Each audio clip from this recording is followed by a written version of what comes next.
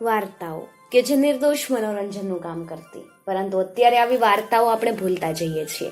આવી જ એક સરસ મજાની વાર્તા આજે આપણે સાંભળવાના છીએ. આ વાર્તા કદાચ તમે ક્યારેય નહીં સાંભળી હોય, અને જો સાંભળી હોય તો ફરી એકવાર એને યાદ કરવા, અને જો ન સાંભળી હોય તો એકવાર એને સાંભળવા મારી સાથે તૈયાર થઈ જાઓ.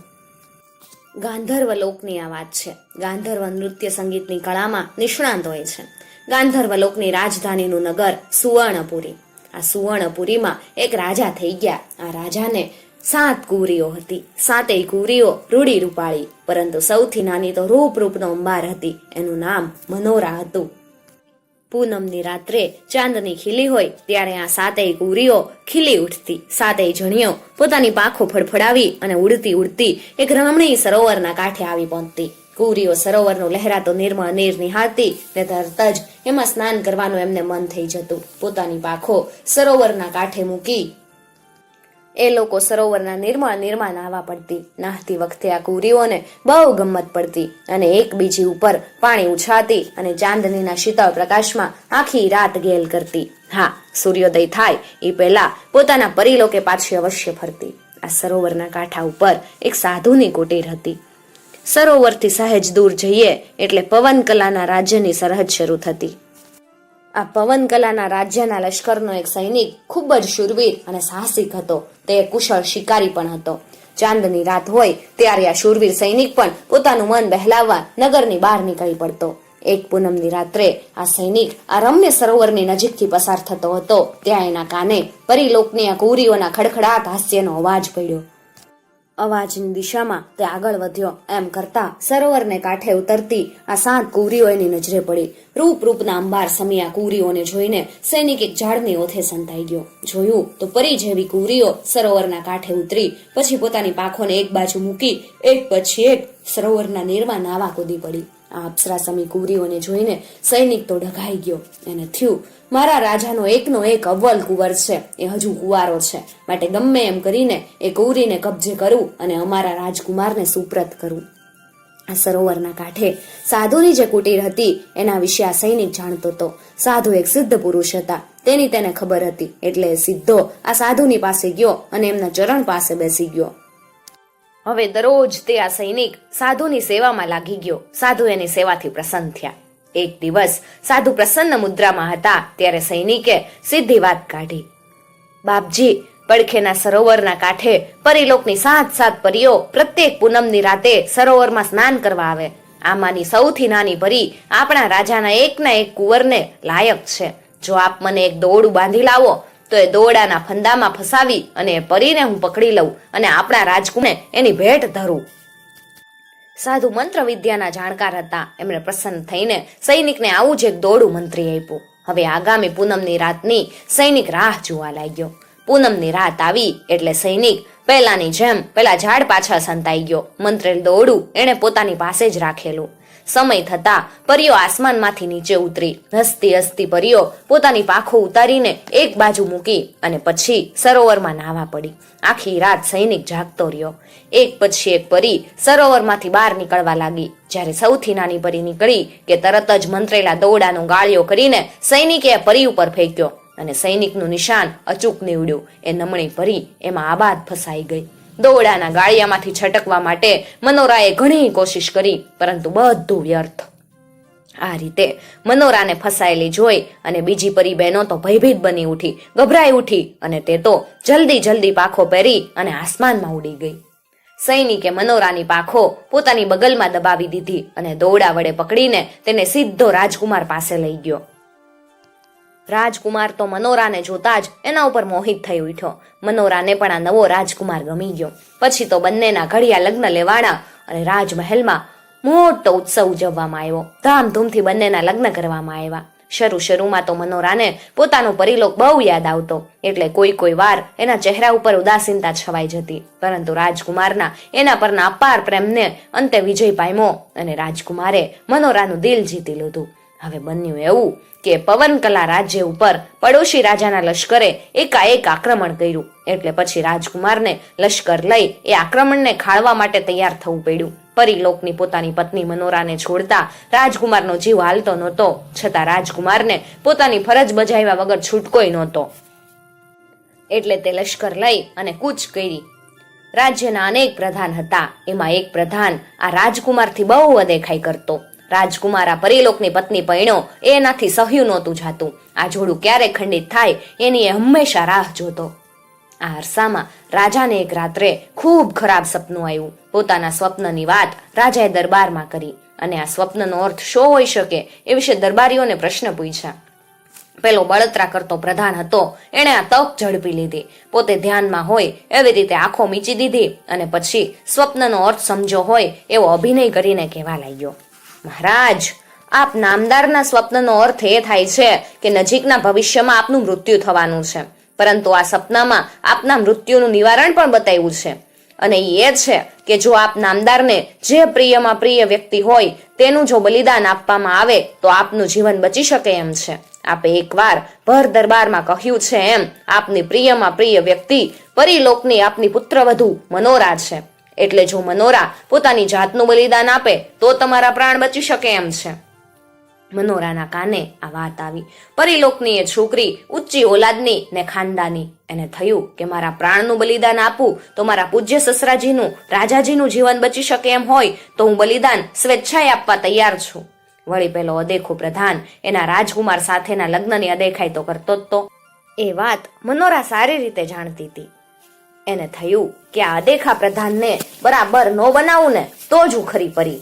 અને એણે શું કર્યું? એણે પોતાના સસરા એટલે કે રાજાજીને મર્યાદાના સ્વરે કીધું, બાપુજી, તમારો જીવ બચતો હોય તો મારો જીવ હું ખુશીથી આપવા તૈયાર છું, પરંતુ અમે પરીઓ અમારી ખુશાલી નૃત્ય દ્વારા વ્યક્ત કરીએ છીએ, માટે મારું બલિદાન આપવું એ પહેલા એક અંતિમ નૃત્ય કરી લેવાની મને અનુમતિ આપો. રાજા વાતમાં કબૂલ થયા. રાણીએ પણ પોતાની સુશીલ પરી વહુને આ બાબતમાં સંમતિ આપી અને પછી મનોરાનો નૃત્ય સમારંભ યોજાયો.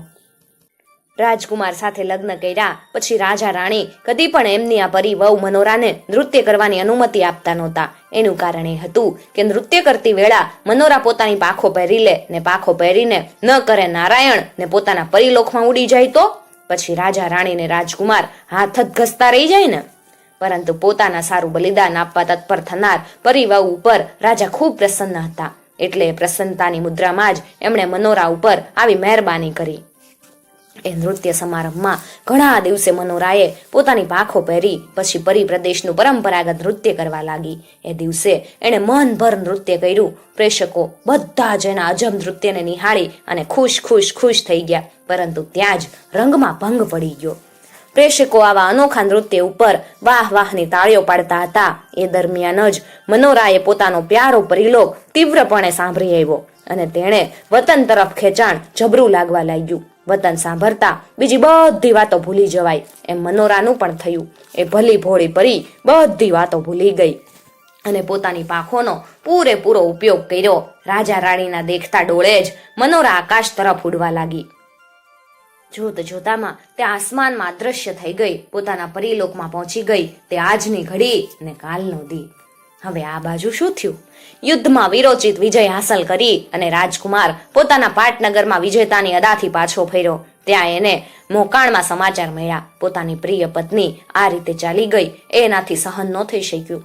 પોતાના માણસો મારફત એને જાણવા મળ્યું કે પેલા અદેખા પ્રધાનના કરતૂતો થકી જ આ બધું બનવા પામ્યું હતું. એટલે સૌ પ્રથમ પગલું ભર્યું એ અદેખા પ્રધાનને બરતરફ કરવાનું. એ દુષ્ટ પ્રધાનને એણે દેશ નિકાલની સજા ફરમાવી અને પછી મનોરાને પાછી કેવી રીતે મેળવવી એ વિશે ગંભીરપણે વિચાર કરવા લાગ્યો. એને થયું સૌ પ્રથમ સરોવરને કાંઠે કુટીર બાંધીને રહેતા પેલા સાધુ મહારાજને મળું. એમના પ્રતાપથી જ હું આ પરીલોકની પરીને પામ્યો હતો. પરીને પાછી મેળવવા માટે મને એ જ કોઈક માર્ગ બતાવશે. અને એ વિચારે રાજકુમારે સાધુ મહારાજની કુટીરે જઈને ઉભો રહ્યો. સાધુ મહારાજને પ્રણામ કર્યા. સાધુ મહારાજે જ કીધું, કુમાર, હું બધી વાત જાણું છું. મનોરા પરીલોક પ્રયાણ કરતા પહેલા મને મળતી ગઈ છે ને તને આપવા માટે એક વીંટી પણ આપતી ગઈ છે.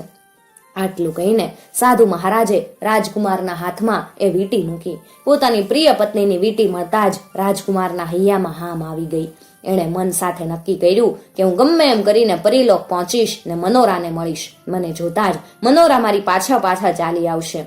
મને એના ઉપર ગળા સુધીનો વિશ્વાસ છે. ત્યાં તો સાધુ મહારાજે જ આગળ વાત ચલાવી. જો ભાઈ, તારે મનોરાને જ મળવું છે ને, હું તને માર્ગદર્શન આપી શકું એમ છું. એ મનોરાના પરિલોકમાં પાદરમાં એક તળાવ છે. એ તળાવ સુધી આ વાંદરો તને દોરી જશે. હા, મંઝિલ બહુ લાંબી છે, વચમાં ઝાડીઓ અને જંગલો આવે, પરંતુ આ વાંદરો એ બધી બાબતોનો ભોમ્યો છે. હુપાહુપ કરતો, લાંબા કૂદકા ભરતો ઘણીવાર પરિલોકના એ તળાવ સુધી આ વાંદરો ગયેલો છે. હા, તમારે લોકોએ 7 વર્ષ 7 મહિના ને 7 દિવસ લગાતાર ચાલવું પડશે, પછી મંજિલે પહોંચશો. અને જેમ આપણા રામાયણમાં મહાન વાનર એવા હનુમાનજીએ રાજા રામચંદ્રજીને લંકાની અશોક વાટિકામાં રાવણે રાખેલા સીતાજીની ભાળ મેળવી આપી હતી, એવી જ રીતે આપણા રાજ પરિલોકમાં સંતાઈ ગયેલી મનોરાની ભાળ આ વાનરે મેળવી આપી. એ કેવી રીતે, એ હવે જોઈએ. આગળ વાનર ને પાછળ રાજકુમાર એક પછી એક ઝાડી વટાવતા જાય, વચમાં મુકામ કરતા જાય. ને વાનર બહુ સેવાભાવી, પોતે વનના ફળો ખાતો ને કેટલાક સરસ વનપક ફળો વીણી અને રાજકુમાર માટે લઈ આવતો. એ વનપક ફળો ખાઈને રાજકુમાર પોતાનું પેટ ભરતો. રાત્રે કોઈ એક ઝાડ ઉપર બંને જણા આરામ કરતા. આમ કરતા કરતા કરતા 7 વર્ષ 7 મહિના ને 7 દિવસની મુસાફરી પૂરી કરી. છેવટે બંને જણા પરિલોકના પાદરે આવેલા તળાવે આવી પહોંચ્યા. એ તળાવે પરિલોકની કેટલી ગાંધર્વ કન્યાઓ એકઠી થઈ ગઈ હતી. એ બધી કન્યાઓ અંદરો અંદર કઈક ગુપસુપ કરી રહી હતી. એ ગુપસુપ વાતો રાજકુમારે ધ્યાનથી સાંભળી. એમાંથી એને સાચી વાત જાણવા મળી. વળી એ સાચી વાત પોતાની પ્રિય પત્ની મનોરા સંબંધિત જ હતી. વાત એમ હતી કે પરિલોક છોડીને મનોરા મનુષ્યલોકમાં ગઈ હતી. એ માટે મનોરાને પરિલોક તરફથી પ્રાયશ્ચિતની શિક્ષા ફરમાવવામાં આવી હતી. એ શિક્ષા એ હતી કે આ જ તળાવના કિનારે મનોરાની શુદ્ધિની ક્રિયા થાય, અને એ શુદ્ધિની ક્રિયા કરાવ્યા પછી જ મનોરા પરિલોકમાં રહી શકે. વળી એ શુદ્ધિની ક્રિયા આ તળાવના કાંઠે આજે જ થવાની હતી. શુદ્ધિની ક્રિયામાં 101 ઘડા મંત્રેલું પાણી મનોરાના માથા ઉપર રેડવાનું હતું. એ માટે 101 ખાલી ઘડા અત્યારથી જ તળાવના કાંઠે લાવી મૂકવામાં આવ્યા હતા. રાજકુમારે શું કર્યું? એવા એક ઘડામાં હિંમત કરી અને તેણે પેલી વીંટી મનોરાએ સાધુ મહારાજ દ્વારા એને આપેલી એ વીંટી ગુપચુપ નાખી દીધી. પછી શું બને એ જોવા અને જાણવા એક ઝાડની ડાળી ઉપર ચડી અને ગુપચુપ બેસી ગયો. સાથે પેલો વાનર પણ બેઠો. વખત થતા મનોરાએ તળાવના કાંઠે આવી પહોંચી. તળાવના ઘાટ ઉપર મનોરાને લઈ જવામાં આવી. મનોરા તળાવના છેલ્લા પગથિયે સૂનમૂન બેઠી હતી ને પછી એના ઉપર જળ ભરેલા ઘડામાંનું જળ ઠલવાવા લાગ્યું. આ રીતે મનોરાની શુદ્ધિ થતી હતી. થોડાક ઘડા આ રીતે ઠલવાયા પછી ઘડામાંથી પેલી વીંટી નીકળી આવી ને મનોરાના માથા ઉપર પડી. એ વીંટી મનોરાએ પોતાના હાથમાં પકડી અને થયું, આ તો મારા રાજકુમારની નિશાની. નક્કી મારી આપેલી વીંટી લઈને મારો રાજા અહીંયા આવ્યો લાગે છે. મારા માટે એણે કેટલી લાંબી મંજિલ ખેડી, કેટલી મુસીબત ઉઠાવી. તરત જ એણે પોતાના માતા પિતાને કીધું, ઉભા રહ્યો, આ વીર થોડી વાર અટકાવી દ્યો. જુઓ, મારો પ્રેમ, મારા ખાતર મારો રાજકુમાર આટલી લાંબી મંજિલ ખેડીને આવ્યો છે. આટલામાં જ કંઈક સંતાયેલો હશે. મનોરાના માતા પિતાએ રાજકુમારને શોધી કાઢ્યો. એ ઝાડ ઉપરથી એને નીચે ઉતાર્યો.